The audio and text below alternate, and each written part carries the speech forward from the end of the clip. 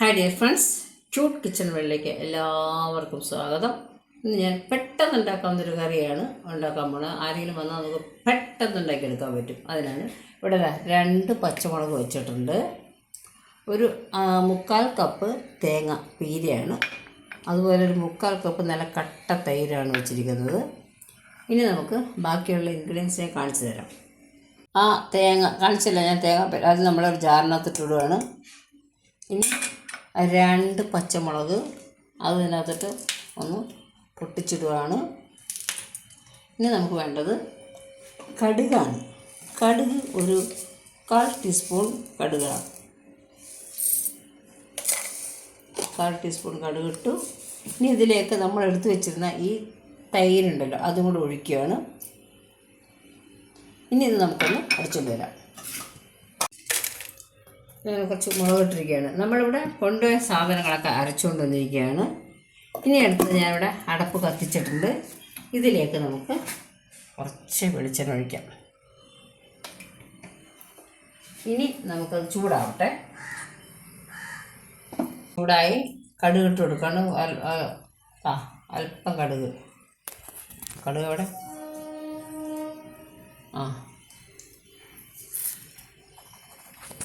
കടുകൊന്ന് പൊട്ടട്ടെ. പൊട്ടിക്കഴിഞ്ഞു. എന്നിട്ട് ഉണക്കമുളക് 2-3 എണ്ണം. നമ്മൾ വേറെ അധികം മുളകൊന്നും ഇടുന്നില്ലല്ലോ, ഇത് നല്ല രസം കഴിക്കാൻ എനിക്കിഷ്ടമാണ്. അതുകൊണ്ട് ഞാൻ കുറച്ച് കൂടുതൽ ഒരു 4 ഉണക്കമുളക് ഞാനിട്ടു. ഇനി നമുക്കിതൊന്ന് ഇളക്കി വയ്ക്കാം.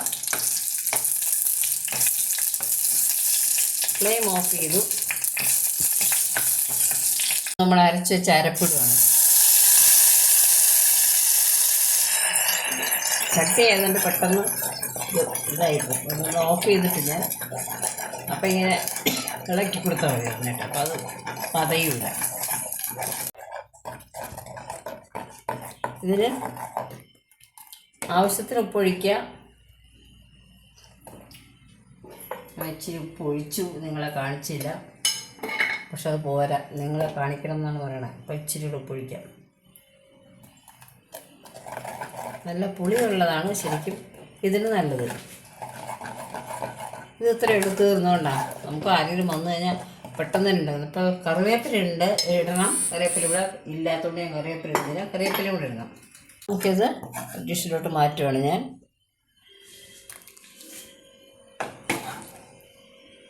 ഇനി ഇതിൽ പ്രധാന ആൾ ഇദ്ദേഹമാണ്. പ്രധാന ആൾ ഈ ആളെ നമ്മളങ്ങോട്ട് പൊടിച്ചിടുകയാണ്. ഇത് നമ്മൾ കഴിക്കാൻ നേരത്തെ എടുക്കണം. അപ്പം നമുക്ക് വിരുന്നുകാരൊക്കെ വരുമ്പോൾ പെട്ടെന്ന് ഒരു പുതിയ കറി കൊടുക്കാം.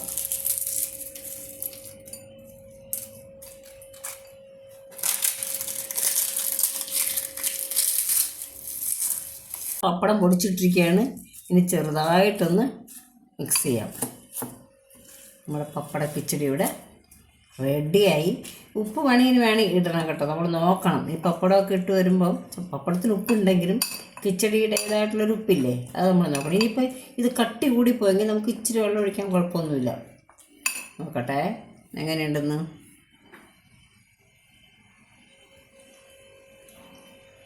ആഹാ, അടിപൊളി. ഒരു സദ്യക്കൊക്കെ വിളമ്പാൻ പറ്റിയൊരു കിച്ചടിയാണ്. ഇത്ര നേരം കണ്ടതിന് എല്ലാവർക്കും നന്ദി. എല്ലാവർക്കും ഇഷ്ടപ്പെട്ടു എന്ന് വിചാരിക്കുന്നു. നന്ദി.